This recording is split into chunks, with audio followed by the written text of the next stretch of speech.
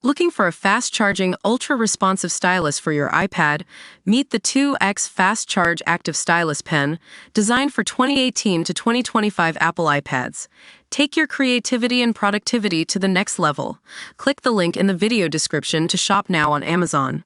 Truth behind CD, Luigi Mangione sex tape, being hawked for $500K after CEO killer filmed himself in mom's bathroom.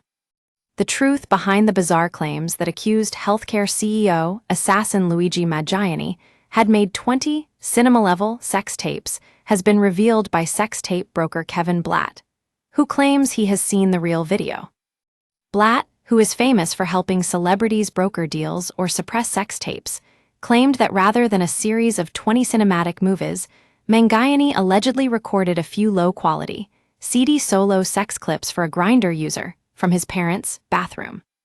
He spoke out after an insider alleged the 26-year-old had made a collection of highly stylized, quality sex tapes as part of a twisted desire to be ogled in his own private porno empire before his arrest. In an exclusive interview with the U.S. Sun, Blatt cast doubt on the X-rated claims, saying the only video that he had come across was around 1.5 minutes long, definitely not high-production stuff, and he doubted the other tapes existed. However, he did reveal that the man who Mangione allegedly sent the tapes to had been trying to sell them for $500,000. Despite Mangione, who is charged over the death of United Healthcare CEO Brian Thompson, attracting a bizarre cult-like following of screaming women fawning over his looks, there have been no takers for the sex tape. I'm known as the #1 sex tape broker in the country, so if I haven't come across a tape, it's pretty safe to say it doesn't exist, Blatt said. So I don't believe that he has 20 tapes out there. If there were 20, I definitely would have seen more than I have. And I don't believe he was making videos with women. The video I have seen is not high-production stuff. It's pretty seedy, solo stuff that looks like he recorded it in a bathroom at his parents' house, and in a bedroom, and then sent to a man he met on Grindr in 2020.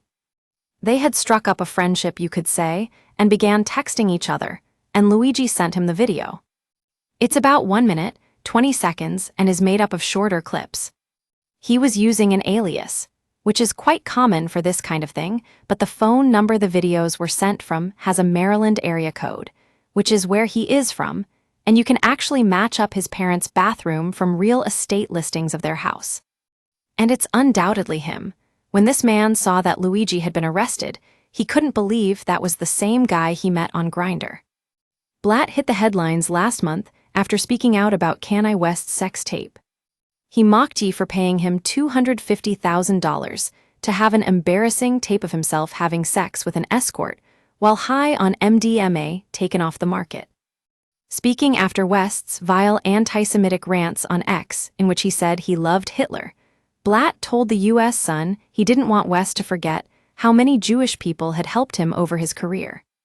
Blatt revealed he was subject to a lot of hate from some of Kanye's crazed followers after he spoke out against the Yeezy founder, and now wanted to distance himself from Mangione's twisted fans, some of who even have tattoos of the accused assassin. The person who approached me wanted me to help him get a $500,000 deal for this tape, Blatt said. I spent a month and a half verifying and vetting it, which I always do, and I made a couple of inquiries, but needless to say, nobody wanted to touch it. Most people were like, I don't want to touch anything that has to do with murder. I don't want to support someone accused of murder, which I completely understand. It's the same reason why I don't want to broker this thing. I want nothing to do with it. Blatt added, if it's one thing I learned after the Kanye sex tape, it's just that some of these people online, these keyboard warriors, are nuts. And the Luigi fans are crazy, they think he's some kind of hero.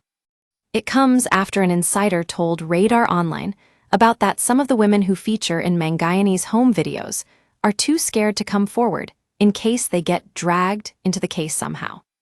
It wasn't just some grainy late-night mistake. It was perfect lighting, everything, the source told the publication. He wanted to be watched. He got off on it. There are at least 20 videos of him having sex. The source added, people thought that he was this misunderstood genius, but no, he was filming everything like he was starring in his own private porno empire. He wasn't just reckless, he was putting on a show. And now, the show is over. The source also claimed to the publication that Mangione sent women unsolicited nude pictures, even though he was apparently afraid of porn addiction, as he believed it stopped men from meeting real-life women. Mangione is facing state and federal charges over the killing of Brian Thompson, who was shot dead in New York City on December 4. Brian Thompson, the 50-year-old CEO of United Healthcare, was shot to death in Manhattan in an execution-like killing. Here is everything we know about Thompson's murder so far. Monday, December 2, Thompson travels from his home in Minnesota to New York City for an investor conference in Midtown Manhattan. Wednesday, December 4, 6:45 a.m. Thompson walks from his hotel across the street to the New York Hilton Midtown and is murdered by a masked shooter. The execution was caught on surveillance, and the suspect was seen biking away toward Central Park. Cops spark a citywide search for the assassin. 11:30 a.m., cops released disturbing images of the execution, offered a reward for information, and made a desperate plea for New Yorkers to keep their eyes out. 12:00 p.m., Thompson's estranged wife, Paulette, revealed her husband had been threatened before he was shot. 2:45 p.m., cops released more eerie images of the suspect ordering at Starbucks that partially revealed his face. The U.S. Sun confirmed the coffee shop was just 2 blocks away from the shooting, but it's unclear when he stopped by. December 5, 6 a.m. reports claim the words deny, dispose, and defend were engraved on live rounds and shell casings left behind by the assassin. These words echo the book Delay, Deny, Defend, which is about the failings of the healthcare industry. The author of the book had no comment on the reports. 8 a.m. cops raid a hostel in the Upper West Side of New York City, where the suspect is said to have stayed. It's believed he wore a mask for most of the time he was there. 11 a.m. a person of interest in Thompson's murder is pictured. He's wearing a hood in the photo, but his full face could be seen breaking into a beaming grin. Still, no arrests have been made in the investigation. Afternoon law enforcement confirms the suspect arrived in New York City on a Greyhound bus on November 24. It's also confirmed that the suspect dropped a burner cell phone near the scene of the shooting. December 6, 3 p.m. police announce they believe the killer has left New York City via interstate bus.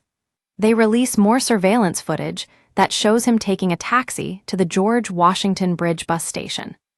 December 9, Luigi Mangione, 26, is arrested as a strong person of interest at a McDonald's in Altoona, Pennsylvania. He was carrying a 3-page manifesto, fake IDs, and a gun similar to the one used in Thompson's murder. Shock CCTV footage shows the moment a gunman wearing a hood and a mask snuck up behind him and gunned him down. Thompson died from multiple gunshot wounds to his back and legs, police said. Following the sickening attack, a 5-day manhunt was launched, and Mangione was arrested at a McDonald's in Pennsylvania. Cops found him with a silencer, a ghost gun, fake IDs, and a manifesto slamming healthcare companies and accusing them of putting profits before people's health. He is currently being held at the Metropolitan Detention Center in New York, and his next hearing is on March 19. Mangione has been inundated with messages of support from fans since his arrest, and a fundraiser for his legal defense has raised over $645,000. Twisted devotees have been spotted wearing clothing depicting him as Jesus, and he and his legal team have had to beg fans to stop sending so much fan mail to him in jail. Luigi Mangione, 26, was regarded as a beloved, clever, and wealthy man by his family, friends, and all who knew him. He was born and raised in Maryland and graduated as the valedictorian from the private all-boys Gilman School in Baltimore. He had no prior criminal history and was said to have been a model student, soccer player, and all-around athlete at high school. One former student from the Gilman School told the U.S. Sun that Mangione was popular and had a big circle of friends. "We went to the same school but didn't really have the same friends. I'm really shocked by this whole thing," the former student, who asked not to be identified, said. "I think he played soccer. It was an all-boys school, so being a good athlete got you social currency for sure. Mangione graduated cum laude from the University of Pennsylvania, where he studied computer and information science, according to his LinkedIn profile. He also got his master's from the Ivy League school. Mangione was reportedly a data engineer at a car company in California before moving to Hawaii. His cousin is also Republican Maryland State Delegate Nino Mangione.